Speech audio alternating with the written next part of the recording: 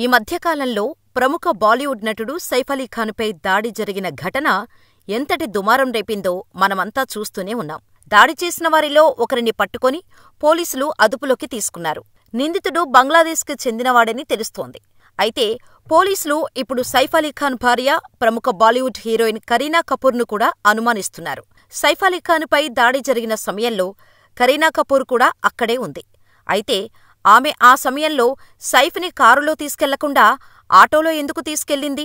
ఆ ఆటోలో కూడా ఆమె సైఫ్తో కలిసి రాలేదు. తన 7 ఏళ్ల కొడుకు సైఫ్తో పాటు హాస్పిటల్కు చేరుకున్నాడు. ఘటన జరిగిన రోజు తీరికగా కరీనా కపూర్ 11 గంటల సమయంలో హాస్పిటల్కు చేరుకుంది.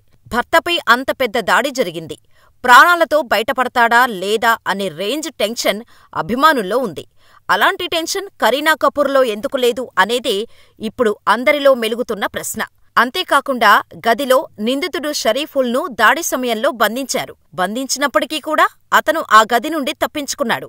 ఇదెలా సాధ్యపడింది? ఇంట్లో వాళ్ళు వదిలితే తప్ప అతను బయటకు వెళ్లే స్కోప్ కూడా లేదు.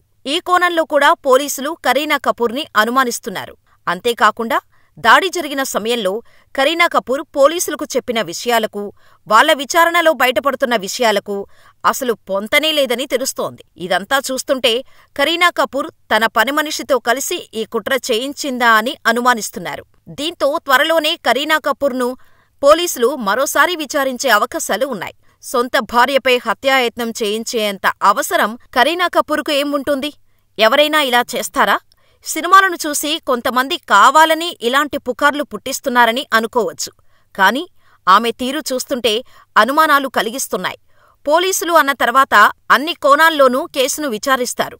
వాళ్ల అనుమానాలకు తగ్గట్టుగా నిజానిజాలు తేలితే కరీనా కపూర్ దోషిగా అరెస్టవుతుంది. లేకపోతే తన నిజాయితీని నిరూపించుకుంటోంది. ఈ దాడి జరిగే కొద్దీ గంటల క్రితమే ఆమె ఒక ప్రైవేటు పార్టీలో పాల్గొన్నట్టుగా సీసీటీవీ కెమెరాలో గమనించారు పోలీసులు. అసలు సైఫ్ని ఆటోలో తీసుకెళ్లేంత దుస్థితి ఎందుకు వచ్చింది? కారేమైంది? అసలు ఎందుకు ఇలాంటి పరిస్థితులు వచ్చాయి అనేది త్వరలోనే విచారణలో తేలనుంది. అయితే ఈ ఘటన తర్వాత మరోసారి సైఫ్ అలీ ఖాన్ పేరు ట్రెండింగ్లోకి వచ్చింది. కారణం, మధ్యప్రదేశ్ ప్రభుత్వం ఆయన కుటుంబానికి చెందిన 15,000 కోట్ల రూపాయల విలువ చేసే ఆస్తులను జప్తు చేయబోతుండటమే. ఇక పూర్తి వివరాల్లోకి వెళ్తే మధ్యప్రదేశ్ రాజధాని భోపాల్లోని 15,000 కోట్ల రూపాయల విలువ గల ఫ్లాగ్ హౌస్ని ప్రభుత్వం స్వాధీనపరుచుకోబోతోంది. ఇప్పటికే రాజధాని భోపాల్లో సైఫ్ అలీ ఖాన్ కుటుంబానికి 1,000 కోట్ల రూపాయలకు పైగా ఆస్తులు ఉన్నాయి.